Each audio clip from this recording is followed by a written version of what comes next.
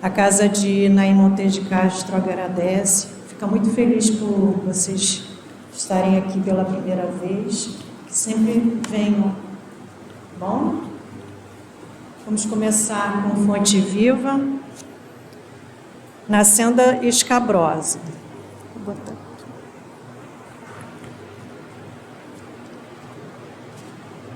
É o capítulo 41. Nunca, na Senda Escabrosa, nunca te deixareis, nem te desampararei. Paulo, Hebreus, capítulo 13, versículo 5. A palavra do Senhor não se reporta somente à sustentação da vida física, na subida pedregosa da ascensão. Muito mais do que pão do corpo, necessitamos de pão do espírito. Se as células do campo fisiológico sofrem fome e reclamam a sopa comum, as necessidades e desejos, impulsos e emoções da alma provocam, por vezes, aflições desmedidas, exigindo mais ampla alimentação espiritual. Há momentos de profunda exaustão em nossas reservas mais íntimas.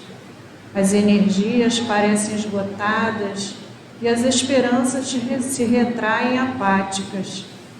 Estala-se a sombra dentro de nós, como se a espessa noite nos envolvesse. E qual acontece à natureza, sob o manto noturno, embora guardemos fontes de entendimento e flores de boa vontade, na vasta extensão de nosso país interior, tudo permanece velado pelo nevoeiro de nossas inquietações. O todo misericordioso, contudo, ainda aí não nos deixa completamente relegados à treva de nossas indecisões e desapontamentos, assim como faz brilhar as estrelas fulgurantes no alto, desvelando os caminhos constelados do firmamento ao viajor perdido no mundo, acende, no céu de nossos ideais, convicções novas e aspirações mais elevadas, a fim de que nosso espírito não se perca na viagem para a vida superior. Nunca te deixarei, nem te desampararei, promete a divina bondade, nem solidão, nem abandono. A providência celestial prossegue velando. Mantenhamos, pois, a confortadora certeza de que toda tempestade é seguida pela atmosfera tranquila e de que não existe noite sem alvorecer. Então vamos fechar nossos olhos, respirar profundamente, sendo envolvidos neste momento, Mestre, através dos nossos amigos espirituais. Estamos aqui nesta noite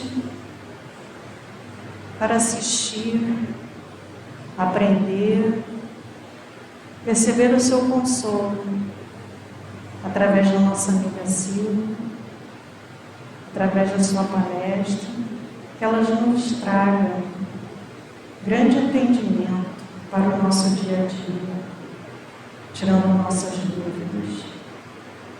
Ó Mestre, envolve-nos neste momento e agradecido que estamos, nos conforte, nos envolva na sua paz. Obrigado, que assim seja, graças a Deus.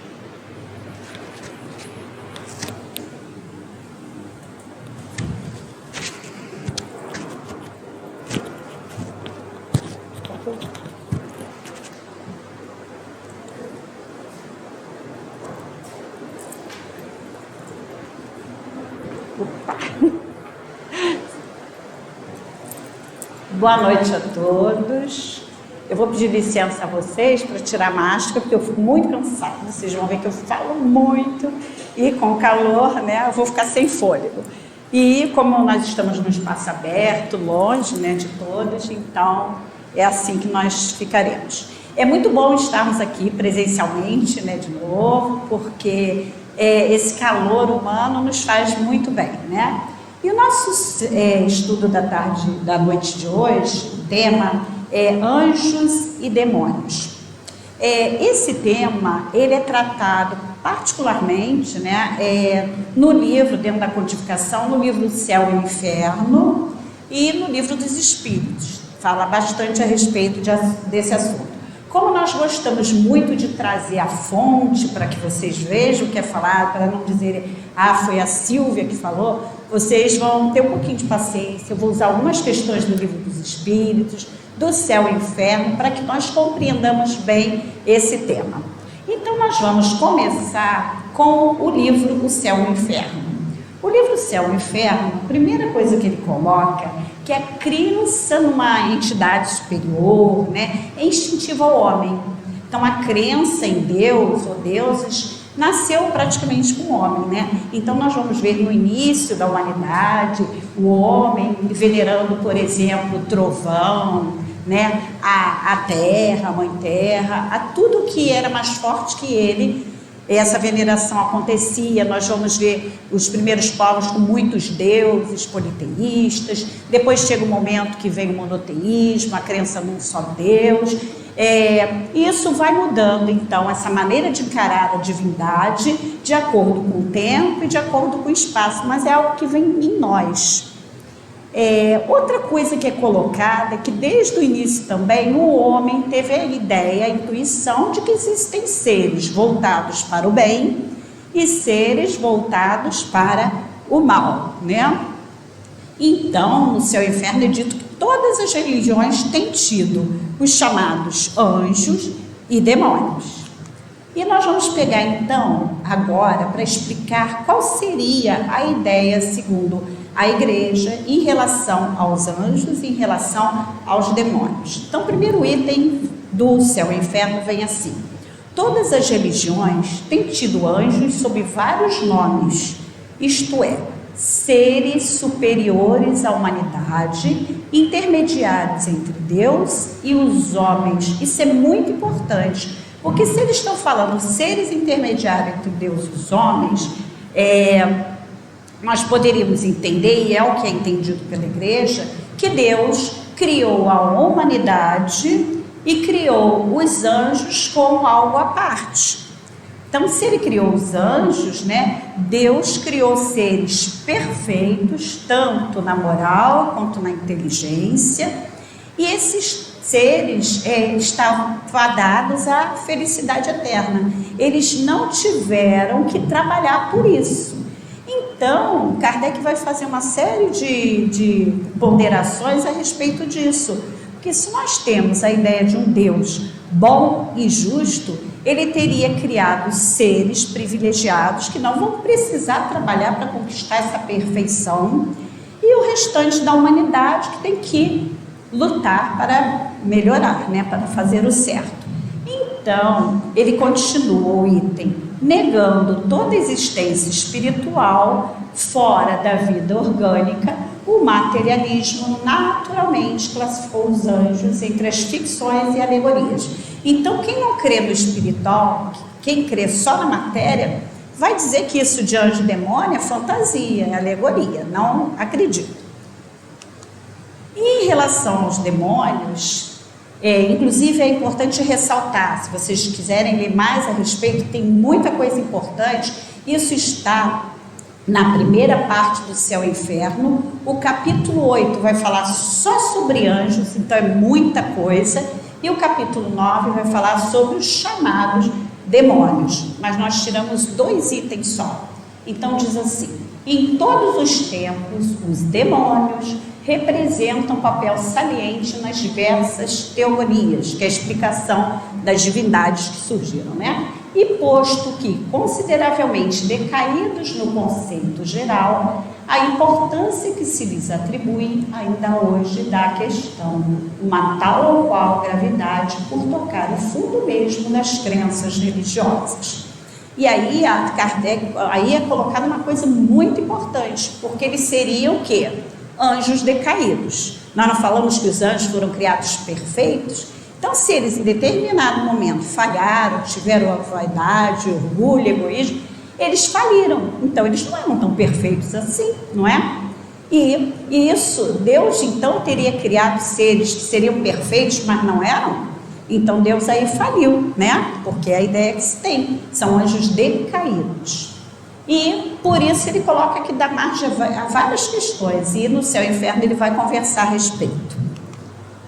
Outro item importante, que é o item 7, diz assim: Satanás, o chefe ou rei dos demônios, não é, segundo a igreja, uma personificação alegórica do mal, mas uma entidade real praticando exclusivamente o mal, enquanto Deus pratica exclusivamente o bem. Então teria os chamados demônios e teria um grande líder, que é Satanás, não é uma figura, seria uma personificação real. E aí ele lutaria o tempo todo com Deus. E é uma coisa também que se contesta. Ele foi criado, então ele era um anjo decaído. Se ele não era, ele teria sido criado como Deus, incriado, né? Então ele teria o mesmo poder que Deus, porque ele não foi criado por Deus, então ele foi criado como Deus. E aí ele teria poder como Deus. E aí o universo não teria nem essa estabilidade, teria o mal e o bem lutando de igual potência, os dois com o mesmo poder, né? Continuando. Agora nós vamos conversar realmente o que o Espiritismo vai falar a respeito do que seriam os chamados, entre aspas, anjos e demônios. Na verdade, isso é muito importante. No livro dos Espíritos tem muitas questões, no capítulo 1 da parte 2, que o título é Espíritos. Tem muitas questões, até que chega num ponto que as questões só falam de anjos e demônios, mas nós achamos que era importante nós vermos algumas coisas que vêm antes dessas questões, até para vocês entenderem bem o que seriam então esses anjos e demônios. A primeira coisa, Deus não criou seres privilegiados, criou todos os espíritos simples e ignorantes no sentido que ainda não conhecem as coisas. Então Deus não criou ninguém perfeito, mas ele deu o quê? Condições para que nós adquiramos a perfeição. E isso é que está o mérito, isso é que está a beleza da obra. Cada um de nós é uma individualidade e que vai conquistando a sua perfeição através do quê? Das encarnações, da luta que nós temos, né, para aprender, das situações que a vida nos coloca. E, através disso, de um trabalho árduo, de muito esforço, nós vamos aprendendo a exercer as escolhas de maneira correta. Quando nós fazemos escolhas equivocadas, é que existe o mal. O mal não foi uma criação divina, não é. É um estado ainda que nós nos encontramos, que ainda praticamos o mal. Às vezes por não entender, por desconhecer, outras vezes por revolta, mas não é uma criação divina, portanto, é uma condição temporária, vai deixar de existir. E aí nós colocamos uma frase: Deus não aquinhoa melhor a uns do que a outros, não tem privilégios, tem oportunidades, como nós costumamos falar. Não há falta que não possa ser remediada. Então ele dá as condições para que nós trabalhemos. E antes de chegar às questões dos anjos e demônios, nós temos falado as diferentes ordens dos espíritos, para nós entendermos que os espíritos não foram criados simples e ignorantes, todos iguais. Ao longo de milhares e milhares de anos, de várias e várias e várias encarnações, nós vamos adquirindo esse livre-arbítrio perfeito, vamos nos tirando essas imperfeições que nós temos, na verdade, fazendo a luz brilhar em nós. Todos nós temos como destino, desde o momento que fomos criados simples e ignorantes, chegarmos à perfeição. Uns vão caminhar mais rápido, outros vão caminhar mais lentamente e outros, durante algum tempo, podem ficar paralisados por conta da revolta, da não aceitação das leis divinas. Mas como nós falamos, a nossa destinação é a perfeição, chega um momento que quem está no equívoco, quem está no mal, digamos assim, se cansa, porque esse comportamento chega um momento que cansa. Pode demorar muito, mas cansa. Então, quem está no mal, né, vai ter um momento que vai despertar. Então, o mal não é eterno. Não existem seres que vivam eternamente no mal. Podem viver durante muito tempo, mas não eternamente. E aí vem a questão 96. São iguais os espíritos ou há entre eles qualquer hierarquia? São de diferentes ordens, conforme o grau de perfeição que tenham alcançado. Eles vão caminhando. Só que a nossa caminhada é diferente. A minha não é igual à sua, não é igual à da Dalva. Cada um tem o seu caminhar. E aí vem a questão 97 que diz: as ordens ou grau de perfeição dos espíritos são em número determinado? Tem um número X de ordens? Aí eles dizem que são ilimitadas em número, porque entre elas não há linhas de demarcação traçadas como barreiras, de sorte que as divisões podem ser multiplicadas ou restringidas livremente. É o que ele coloca na questão, o Espírito responde a Kardec, né? Tem várias, cada um está no nível, cada um está no ponto, né? Cada um que sabe, Deus é que sabe o ponto que cada um de nós está. Mas para nossa compreensão do assunto, foram divididos os espíritos pelas características que têm em 3 diferentes ordens. Para nosso entendimento, não é para classificar, você é dessa ordem, você é dessa, não. Até porque as coisas se misturam um pouco, né? Em alguns momentos nós podemos agir muito bem, né? Nos aproximamos longe da perfeição, mas levamos no rumo dela.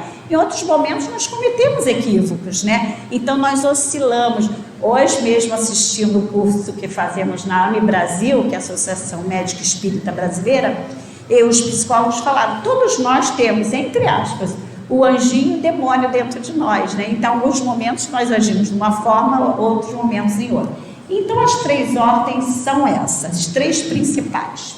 Na primeira, colocar-se-ão os que atingiram a perfeição máxima, os puros espíritos. Então, lá, pertinho, não tem a perfeição de Deus, mas tem a perfeição que é relativa ao espírito. A única perfeição absoluta é de Deus. O que é essa perfeição? É toda a inteligência, todo o saber desenvolvido ao grau máximo e toda a moralidade. E aí eles vão dizendo, são os puros espíritos, ou espíritos puros, ou como alguns falam, os anjos, vai ter questão sobre isso. Aí, fomos da segunda ordem, os que chegaram ao meio da escala. O desejo do bem é o que neles predomina. São os bons que estão no meio. Esses nós nem vamos falar muito, mas eles têm como mais influência espiritual do que pela matéria. Já nós, né, da terceira ordem, isso é diferente. Então os bons estão no meio. E pertencerão à terceira os que ainda se acham na parte inferior da escala, os espíritos imperfeitos, a ignorância, o desejo do mal e todas as paixões mais que lhes retardam o progresso, eis o que os caracteriza. Então não precisamos falar muito, que nós estamos ainda como espíritos perfeitos, o que é normal. Nós estamos ainda num mundo de provas e expiações. Nós temos ainda um longo caminho a percorrer até chegar àquela perfeição, né? E mundos diferentes do nosso, mais inferiores, são os primitivos. Iguais ao nosso, tem muitos que são de provas e expiação. E os mundos também têm esse crescimento de acordo com a população que vive nele, né? Então nós teremos depois os mundos de regeneração, né, que dizem que a Terra está caminhando para isso, depois os mundos ditosos e felizes, e finalmente os mundos celestes ou divinos, que seria a morada dos puros espíritos. Então, esses são as 3 ordens, né? Puros espíritos, os bons e os imperfeitos. Só que dentro dessa ordem, digamos assim, tem vários, nós não temos ritmos diferentes, então vão ter muitos ritmos diferentes dentro da imperfeição. Uns já chegando mais próximos a ser bons, outros mais próximos do início, né? E aí nós pegamos depois as classes, porque é dividida depois em classes. Aquilo nós já falamos sobre a primeira classe, né? Sobre as classes serem divididas pelas perfeições e imperfeições, mas não é uma classificação absoluta, como nós falamos, E vem a questão 101. Eu tirei trechinhos das questões, porque elas são muito grandes. Então, convido-os a lerem depois. Vamos falar dos imperfeitos primeiro, que estão mais próximos. Por que nós vamos falar das duas do extremo? Para caracterizar bem as diferenças entre eles, né? Então, dentro dessa ordem, que seria os imperfeitos, onde ainda predomina o mal, né? Quais são as características? Predominância da matéria sobre o espírito, uma preocupação maior com as coisas materiais do que com as coisas espirituais. Já os bons, da ordem dos bons, eles vão se preocupar mais com o espiritual e menos com o material. Propensão para o mal, é uma propensão, eles podem praticar ou não. Ignorância, orgulho, egoísmo e todas as paixões, como nós vimos na questão anterior. Agora, nós pegamos, dentro dessa ordem, a classe que está lá no fundo, porque essa ordem foi dividida em 5. E nós pegamos o que está mais próximo para nós entendermos o nosso tema de hoje, que é a 10ª classe, espíritos impuros, são inclinados ao mal, de que fazem o objeto de suas preocupações, eles se preocupam realmente em fazer. Como espíritos, dão conselhos pérfidos, sopram discórdia, desconfiança e se mascaram de todas as maneiras para melhor enganar. Ligam-se aos homens de caráter bastante fraco para ceder às suas sugestões, a fim de induzi-los à perdição, satisfeitos com conseguirem retardá-los o adiantamento, viu? Então, eles têm essa vontade real de praticar o mal, porque como eles estão no erro, no equívoco, eles querem que muitos fiquem iguais a ele. Então, eles têm essa vontade real de praticar. Continuam, alguns povos os arvoraram em divindades maléficas, outros os designam pelos nomes de demônios, maus gênios, espíritos do mal. Fazem o mal por prazer, isso é muito importante, na maioria das vezes sem motivo, só pelo prazer.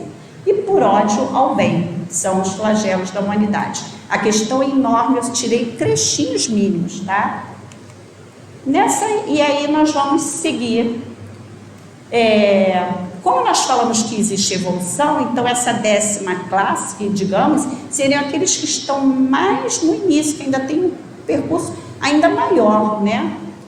Características gerais dos puros, nós já vimos, nem precisamos ver de novo, é a superioridade intelectual, moral, e como eles já chegaram à perfeição, eles não são divididos em classes, é uma única classe, olha lá.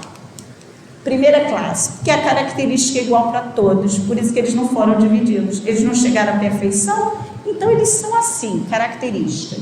Os espíritos que a compõem percorreram todos os graus da escala e se despojaram de todas as impurezas da matéria, tendo alcançado a soma da perfeição de que é suscetível a criatura, não tem mais que sofrer provas nem expiações, não precisam mais reencarnar, não estando mais sujeitos à reencarnação com corpos perecíveis, realiza a vida eterna no seio de Deus.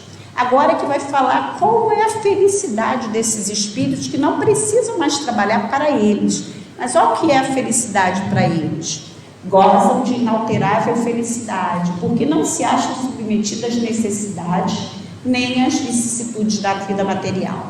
Essa felicidade, porém, não é de uma ociosidade monótona, a transcorrer em perpétua contemplação. Eles não ficam parados olhando para o nada, né? Qual é a felicidade para eles? Eles são os mensageiros e os ministros de Deus, cujas ordens executam para a manutenção da harmonia universal.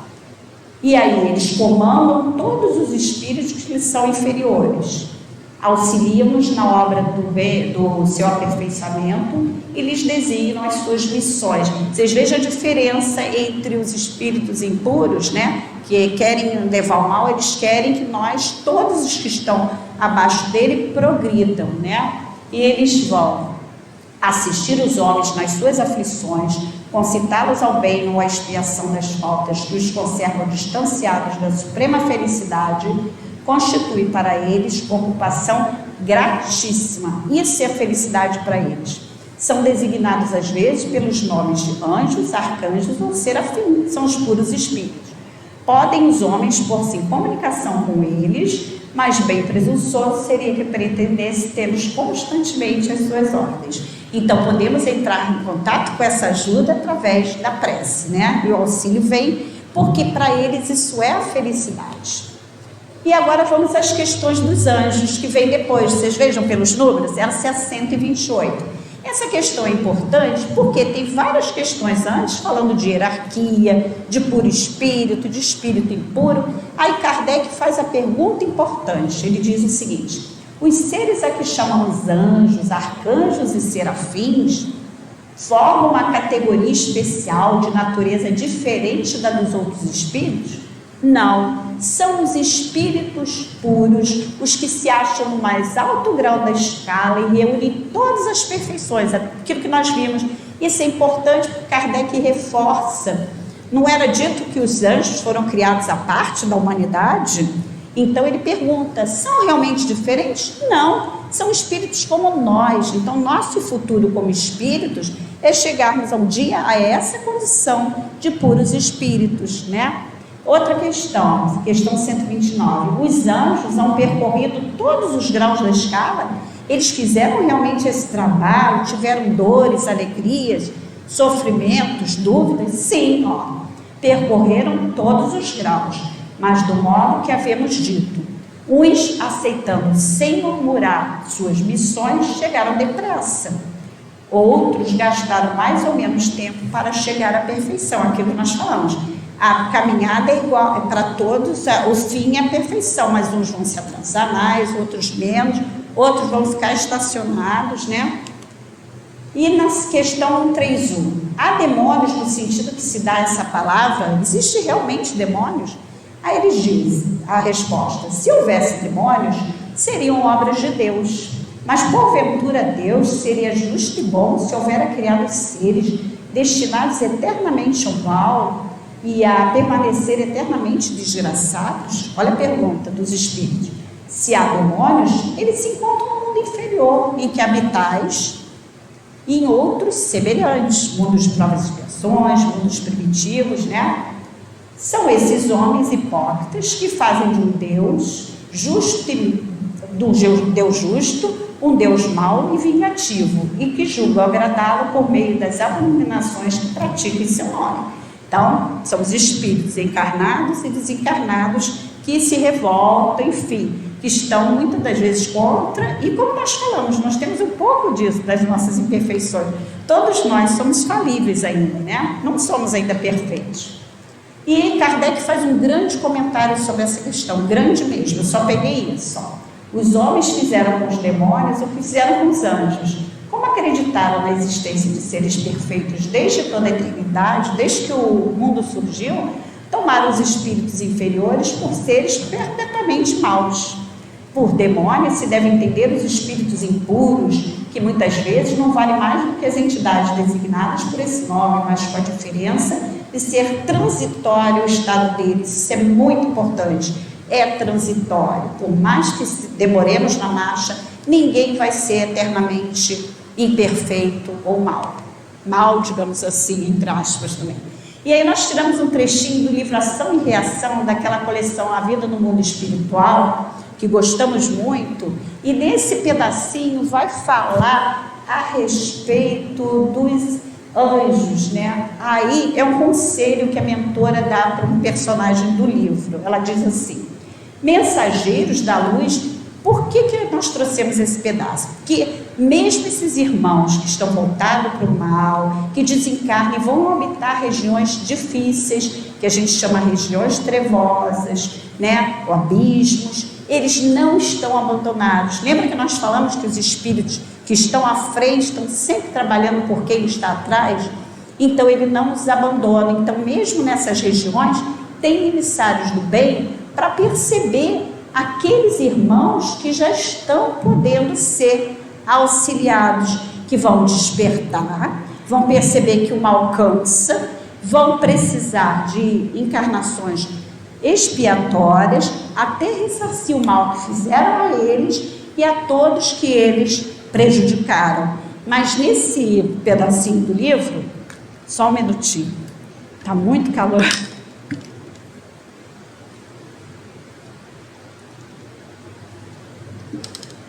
Desculpe minha paradinha. Mas aí o que acontece? Eles citam no livro os mensageiros da luz. Aí o personagem, que é o André, se não me engano, pergunta: mensageiros da luz?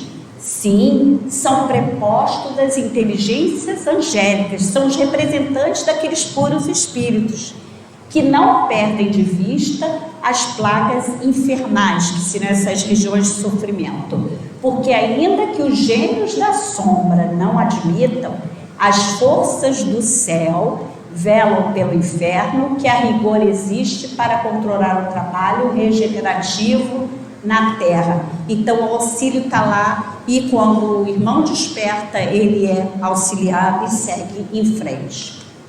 E não poderíamos deixar de falar nesse tema sobre o livro Libertação, que fala muito sobre isso. Não vamos aprofundar, porque existe um tema no final do mês que vai falar sobre céu e inferno. É até o nosso amigo Léo que vai falar. Então, para não entrar na seara alheia, nós só vamos citar 3 trechinhos. O livro é muito bom, vale a pena vocês lerem, porque em vários livros eles vão falar dessas regiões na série. Mas o livro Libertação que mais fala, por quê? Não vou dar spoiler, mas relata indivíduos que vão ser auxiliados, que estão muito tempo no equívoco, como Gregório, o personagem que está há mais de 500 anos nisso, né? E vamos ver o que acontece com eles, mas é o trabalho desses seres voltados ao bem nessas regiões. Aí diz assim: as almas decaídas, são esses que estão no equívoco, contudo, quaisquer que sejam, não constituem uma raça espiritual sentenciada irremediavelmente ao satanismo, quer dizer, ao mal, né? Integrando tão somente, o que eles são? A coletividade das criaturas humanas desencarnadas em posição de absoluta insensatez. É com erro assim graves, coisas graves, né? Aí diz: misturam-se à multidão terrestre, exerce atuação singular sobre inúmeros lares e administrações, e o interesse fundamental das mais poderosas inteligências, dentre elas, é a conservação do mundo ofuscado e distraído, a força da ignorância defendida e do egoísmo recalcado, adiando-se o reino de Deus entre os homens indefinidamente. Então, eles estão voltados a isso, né, e influenciam, como nós falamos. Eu lembro logo da figura do desenho animado. Eles têm prazer em influenciar, principalmente quem tem muito poder, né? Os grandes governantes, e tem chefes. Nesses grupos tem aqueles irmãos que estão voltados na culpa, mas tem grandes líderes aí vivendo. E essa história aí de libertação vai falar de um dos líderes. Eles vão ficar a vida inteira no mal? Não, existe um momento do despertar, né? E aí vem, organizam-se assim verdadeiras cidades, em que se refugiam falanges compactas de almas que fogem envergonhadas de si mesmas, ante quaisquer manifestações da divina luz. Filhos, da revolta e da treva, revolta em relação à lei divina, não aceitam.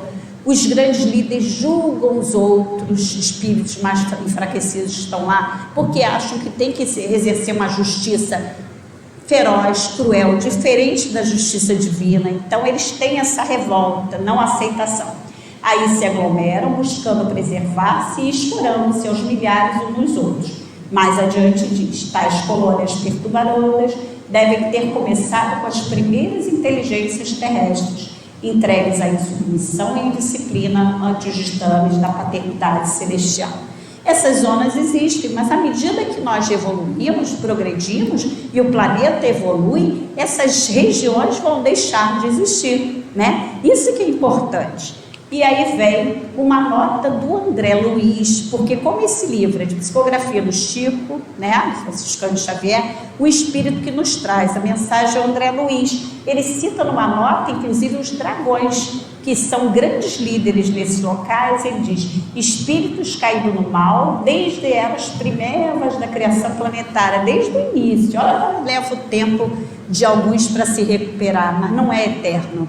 E que operam em zonas inferiores da vida, personificando líderes de rebelião, ódio, vaidade e egoísmo. Não são, todavia, demônios eternos, porque individualmente, ela ao socorro, se transformam para o bem no curso dos séculos, qual acontece aos próprios homens. São espíritos como nós, mas que faliram por algum motivo, às vezes muita dor traz isso também, muita revolta, né?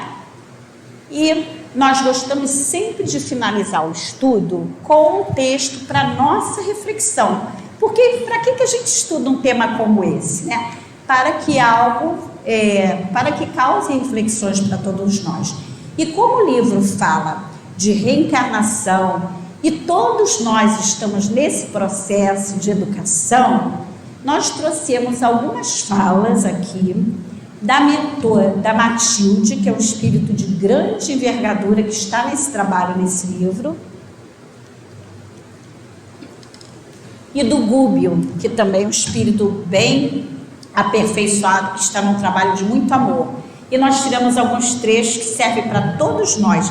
São conselhos que eles estão dando a personagens do livro, tá? Mas vejam, é imperioso reconhecer, todavia, que se a experiência humana pode ser doloroso curso de renunciação pessoal, que é a nossa encarnação, né? É também abençoada escola em que o espírito de boa vontade pode alcançar culminâncias, aperfeiçoamento. Somos, olha que lindo, diamantes brutos, revestidos pelo duro cascalho de nossas milenárias imperfeições, localizados pela magnanimidade do Senhor na universaria da terra. Então, para a produção de joias, somos joias, estamos sendo lapidados. E aí continua: a vida para toda alma que triunfa no carreiro áspero é serviço, é trabalho, movimento, ascensão, e a rajada de luta te conduzirá ao píncaro luminoso. Não te suponha sozinha na jornada áspera, nenhum de nós está sozinho, estamos sempre auxiliados. Outras, aos milhares, suam e sangram em silêncio. Mais adiante é dito: lembra-te de que a experiência na carne é demasiadamente breve e que a tua cabeça deve permanecer tão cheia de ideais santificantes quanto as mãos repletas de trabalho salutar.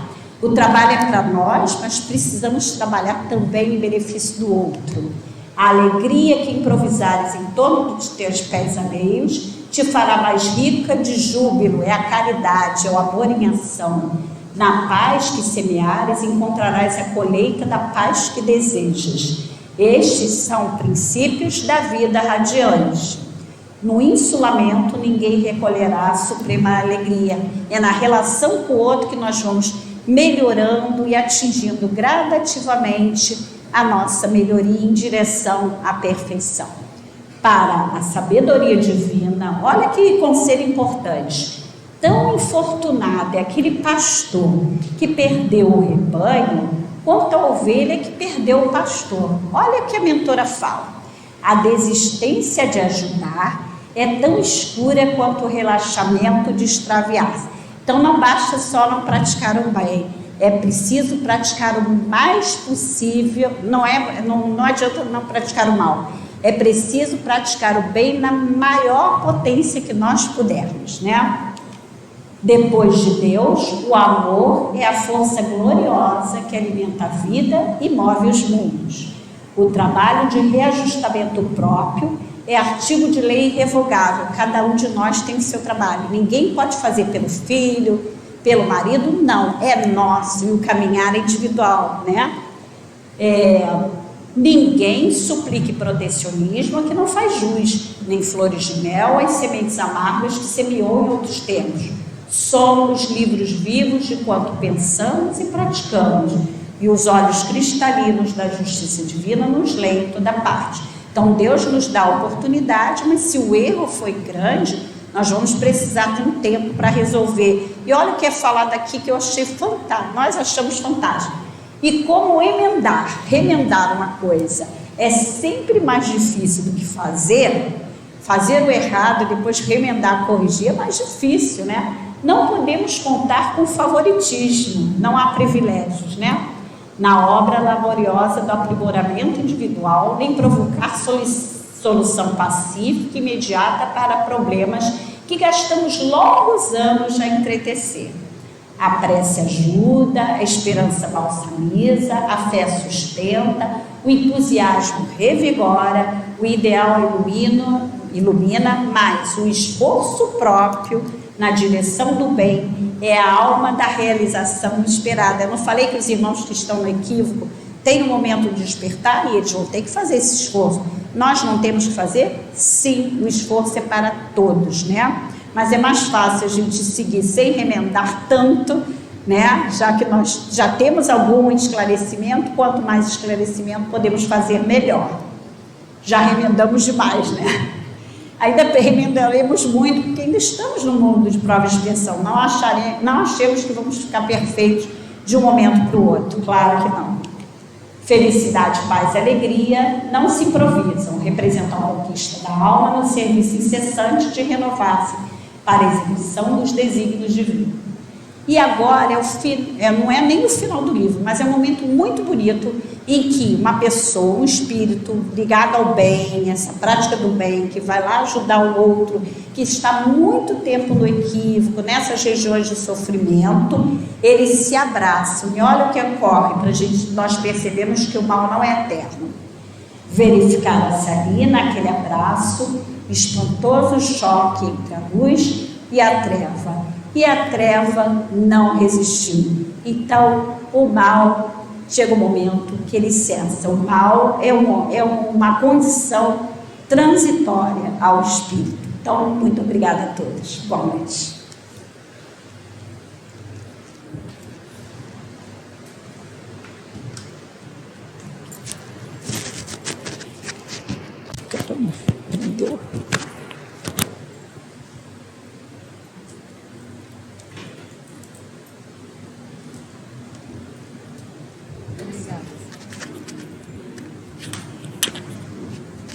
Boa noite.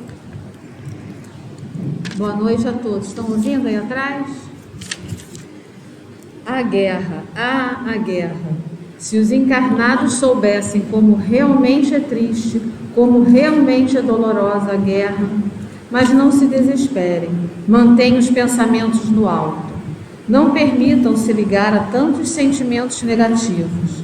Para isso, a prece é a nossa melhor aliada, bem como a fé e a confiança. Pensemos nos nossos irmãos sofredores e os que estão sendo responsabilizados com amor. Sim, os responsáveis por ela também. Afinal, ainda não conhecem verdadeiramente Jesus e seus ensinamentos.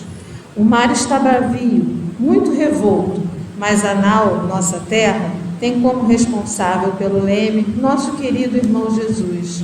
Como citado, ele nos disse: eu não os abandonarei. Fiquem em paz, um amigo trabalhador.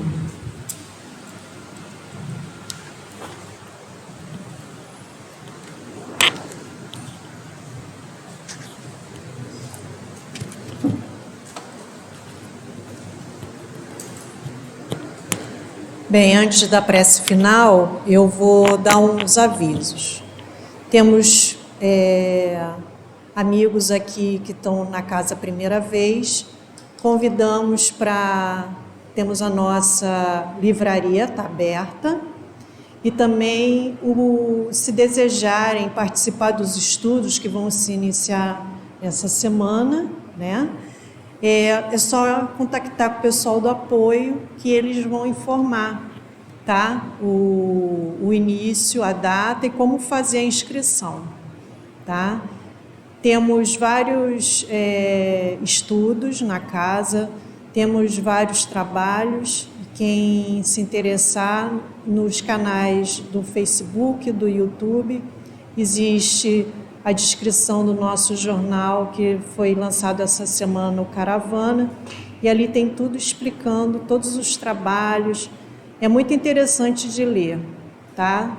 Tem muitas reportagens, temas muito interessantes. A Silvia falou do nosso tema, Anjos e Demônios, a Célia com a nossa... A Célia com a nossa mensagem tá. A Célia com a mensagem de hoje sobre a guerra. Então, vamos hoje vibrar de maneira especial por aqueles que estão neste momento passando por esse turbilhão em suas vidas. Então, vamos fechar os olhos. Vamos pensar em Jesus.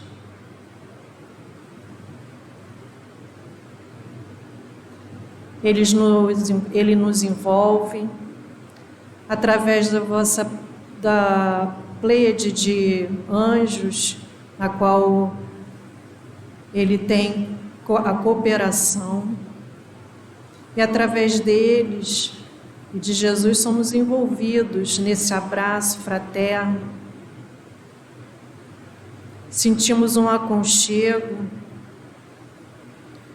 e vimos uma luz resplandecente, branca, azul, lilás, cores que nos fortalecem, nos curam, nos colocam em tranquilidade. Querido Mestre, estamos todos aqui reunidos, junto com os amigos espirituais desta casa de amor, pedindo o auxílio para todos aqueles que estão na Ucrânia e nas outras guerras que existem ao redor do nosso orbe terrestre. Todos necessitam, Senhor, neste momento de acolhimento, de amor, que todos sejam envolvidos, sendo fortalecidos na fé e na esperança de que tudo isso irá passar. Ao nosso país, o Brasil, o nosso querido Ismael, que governa o nosso país, que ele seja, Senhor, inflamado por Ti, com sabedoria, para que ele ajude os governantes do nosso país a nos ajudar, a nos acolher, a nos auxiliar. Pedimos, Mestre, com muito amor, o seu abraço.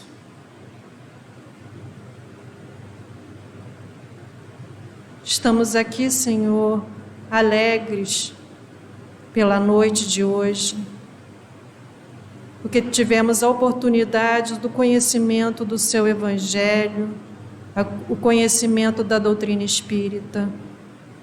Ela nos dá um bálsamo em nossas almas, conforta nosso coração. Obrigado, Mestre, pela oportunidade, que todos possam ir para os seus lares com o coração mais confortado e alegre. Esteja sempre conosco, que assim seja, graças a Deus.